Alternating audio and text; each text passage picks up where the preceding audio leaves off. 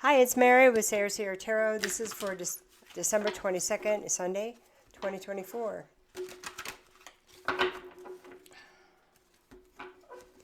Okay, this is like the third take, it's no big deal. It's just sometimes when that happens, the energy is like moving a lot.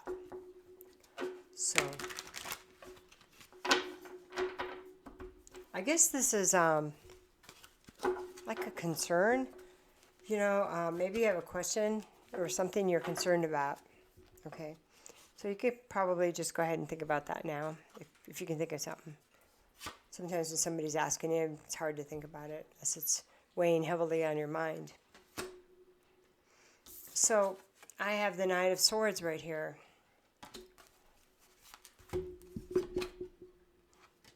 I have the Seven of Cups right here.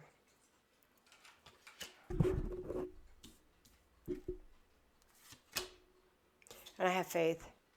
Faith is also the card of the Hierophant. Okay. So we are going to start with that. So the Knight of Swords is, well, it's an air card. It's air energy. This is a Libra card in this deck. So it's 2/3 Libra. What is this? 1/3 Leo. So, the Knight of Swords is it's a swift-moving knight. He's one of the faster knights because he's full of air and information and thoughts, information that travels fast. Words can travel pretty fast. So when the knight comes in blazing, it's usually about a confrontation, a new information, and it's not sometimes the easiest information. He's upright, so it's not completely bad, but something needs to happen, okay? And then on the other side of this card, this 3-card spread, I have Faith. This is about the Hierophant. So I have a real quick moving energy, and then I have the Faith card and the slower moving energy. Because Hierophant, it's a symbol of government, religion, the way we've always done things, not stepping outside of the lines. It's tradition, which can be good, but not if there's some parts of traditions that need to change, okay? So in the middle of this, excuse me, in the middle is the Seven of Cups. So when the Seven of Cups is upright, it's about, it's kind of a fantasy card about thinking about all the things you'd like to have or all the things you'd like to do, or there's all these 7 cups, and you can kind of get an idea of what's in them, but you don't really know because you can only see what's on the top, okay, what's on the surface. So it's kind of fantasy, imagination. It could be a card of choices. I have so many options, right? Okay, so when it's reversed, it's possible that there might be a conversation, information coming in, that what you thought were options were just based in dogma and tradition. Maybe they weren't really ever options at all. It just gave the illusion of options. Wow.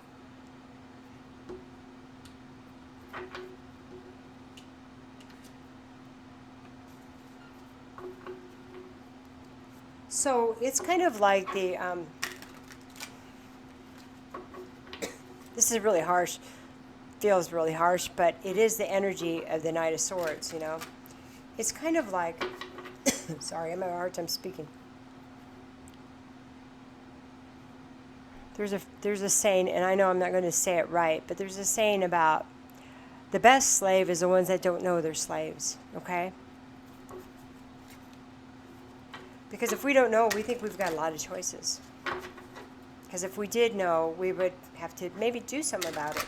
We'd have to face the reality. We'd have to have that cold, hard information that might be uncomfortable. So I have the Nine of Wands reversed, okay? And then I have the Four of Cups. This is interesting. Because the Nine of Wands reversed, when it's upright, it's a defensive mode, or it's defending something that's important to you. So he is at the bottom of the stairs, and he's got this one wand, and the other wands are above him. Those are the things that are important. They could be battles, but they're things that are important to him. Reverse, it's like, how can I defend that? Maybe it's letting down our guard about what we haven't been seeing, and that's in this Four of Cups card. Sorry, still have that rattle. It's almost gone, though. So, the Four of Cups, this is a card of, Cancer. So if you think about Cancer, in Cancer, the crabs, they have a shell, and then there's something underneath, okay? So he's got the 3 cups below him, and he's finally looking up at that 1 cup above him. And in this deck, a lot of times, he's not really paying attention to this other cup, or he's looking at the cup and not paying attention to the other cups below him. That's a better way to read this. I'm flipping back and forth, huh? That's because it's necessary to see the truth.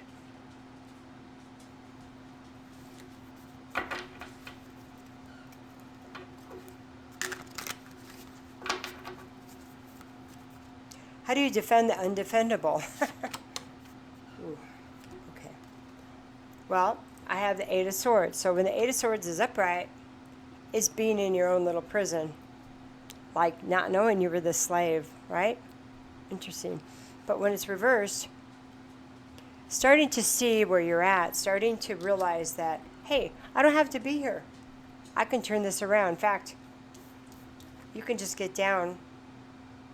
She's kind of sitting in that little ball above these swords. But in a traditional, it's a prison of her own making. That's what I mean. It's her own thoughts, ideas, and anxiety, the things that she doesn't want to see, the information she doesn't want to take in or acknowledge, that has her in the place of feeling like she can't move. But there's a push. It's time to move. It's time to have the conversations.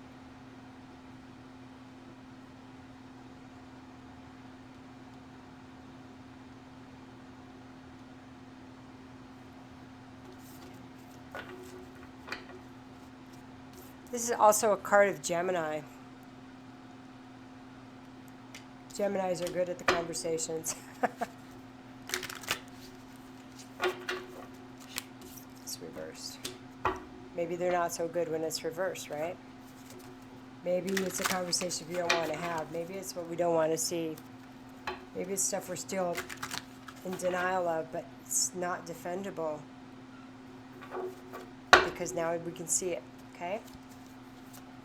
3 more cards. I have the 4 of Coins reversed. That's a 4 of Pentacles. I have the Tower.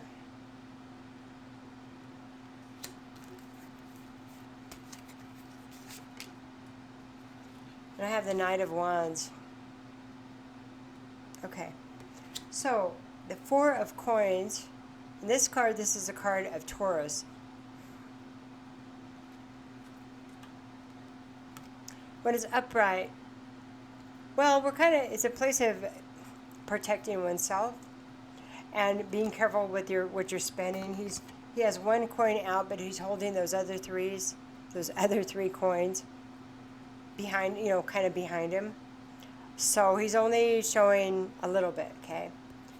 When it's upright. When it's reversed,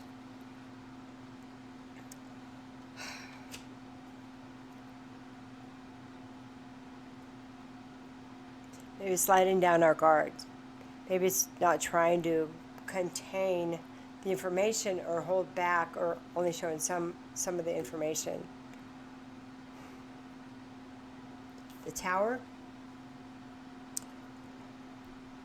That's the Tower. Towers have to fall. Foundations that aren't built on good principles, aren't based on the truth, aren't based on solid foundations. Solid foundations, anything from the truth to good materials to spending the time to have it done, the right workers, the right place, it's the right people, it's the right energy. It's so many things that build up a strong foundation. So, and then I have the Knight of Wands. So the Knight of Wands, it's quick moving energy. This Knight of Wands is two parts Leo, one part. Oh, I can't even see that.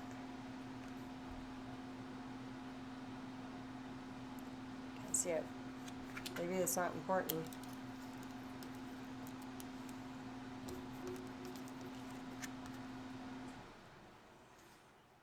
It's hard to see.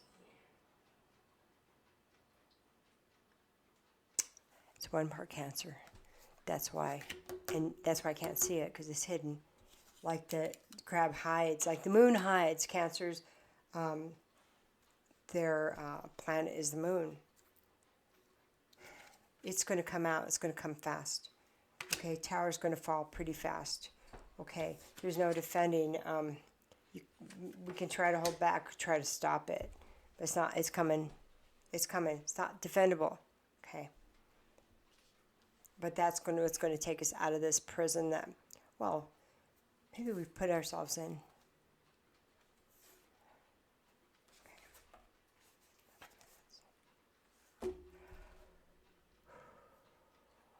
Okay.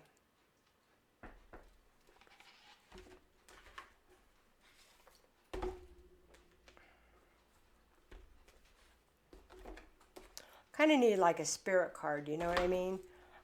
Because there's many forces that bring things into fruition and that take the towers down. And many times it's just the good forces or positive forces that are taking something down that doesn't have a good foundation. And the longer it stays up with a weak foundation, the more damage is done when it comes down.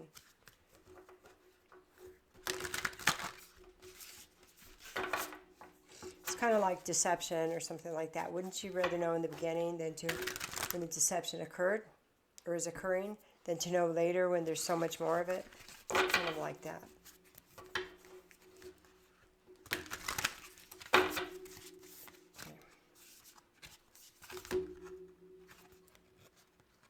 I guess we have two cards because they're not coming apart.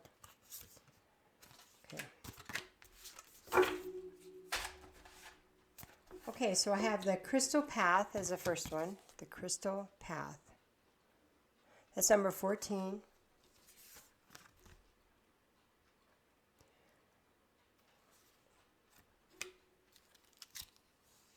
Then I have number 8, the Liminal Dance. Okay.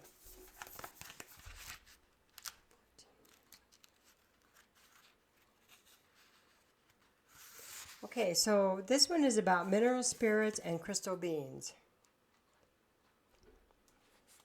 Sounds really woo, huh? Okay.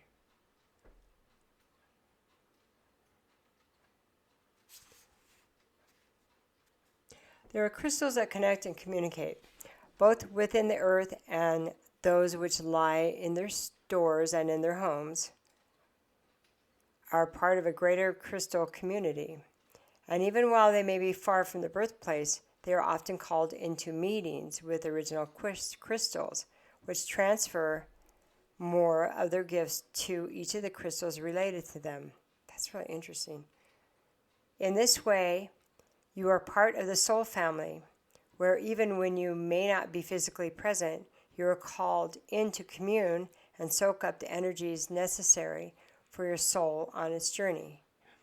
Each of us is a part of a soul family, a soul group and family, and when we connect with crystals, we are becoming part of their soul family, and they become part of ours, and our paths for each time entwine and weave about. You will be called upon into the master class for the soul soon, and when you are, there will be crystals present charging you with the energy of the crystalline energies that are both this world and the galactic and universal. This crystal path is cared for by those who understand the mineral magic of the earth and know that it connects us to other worlds, other planets, other times and places and beings. The crystal path is opening up before you, and the deepest lessons of these sentient mineral beings is yours to explore now. I am part of a crystal family, and I am called home to work with them. A path has been prepared for me to find them. You know what this reminds me of? It actually reminds me of the grid and how important grids are. You know, ley-lined grids.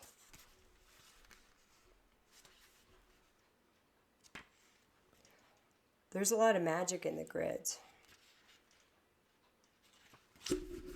That's just something to think about. So the next card is number 8, the liminal dance. Let me show it to you again. Now these cards kind of make you think from a different direction. Not something you would typically hear. And so it's like, okay, we had the information before that the tower's got to fall, and about us realizing what prisoners we've been. And then we're going to put you over here. So you can kind of open your mind in a different way. And maybe the information come through that side with less resistance. Okay. So this about the liminal dance is about delicacy, fragility, and transience. Amidst the dancing stones of the ancient ones, within which lies codes to recall and remember who we are, dance the we folk. We dance, re-energies, and protects these great stones. Let me do that again. Amidst the dancing stones of the ancient ones, within lies codes to recall and remember who we are. Dance the we folk, whose dance re-energizes and protects these great stones. Their delicacy and their fragility cannot be denied, but nor can their strength and their power. As the unseen beings move around and about in forgotten pathways, weaving into life and land beneath their feet, ensuring the memories within the stones do not die, but connect again and again to those who open up to their timeless messages. So sorry. For you, dear friend, it is a time to remember that within the forgotten places lie the things you too once knew. And you have powers within you arising, ready to be embraced. You are a being as delicate and mysterious as a fairy, as eternal as the stones. And if you simply begin to remember, you will recall all that is. So sorry. The simple acts of remembering, of standing strong, of knowing there is more to this world that can be dreamt of, will remind you of the eternal dance. You too have within you delicate powers, and at times you too are fragile. There is transience to our bodies, as they will not be the cloak for our souls forever. So sorry. Within this impermanence lies great strength and beauty too. So sorry.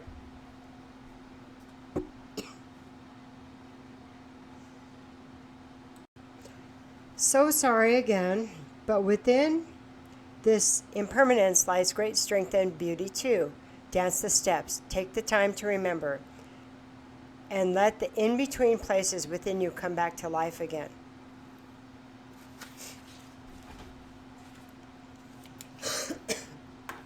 So,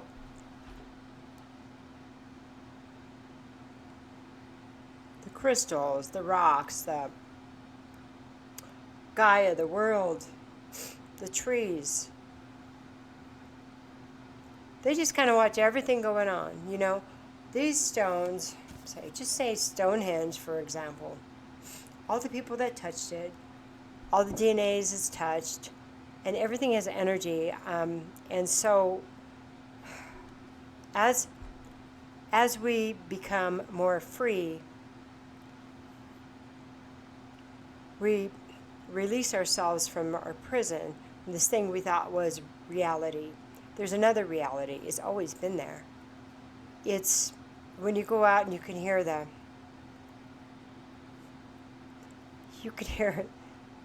the trees, the rocks, and you know they're all sentient. You know they are. I know they are. And I never thought I would be the tree hugger, but here I am.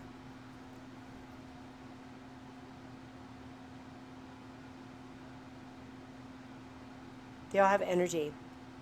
And we all kind of entwine into their energy. There's more than just this moment. There's more than your past. There's more than what we perceive as our future. There's a lot other energies and shifting going on. You consider that you're eternal, okay? That your soul is eternal. If you consider that, then this moment is a blink of an eye, right? Puts it in a different perspective. Energy cannot be changed. It just transforms. So, have a good day. Bye.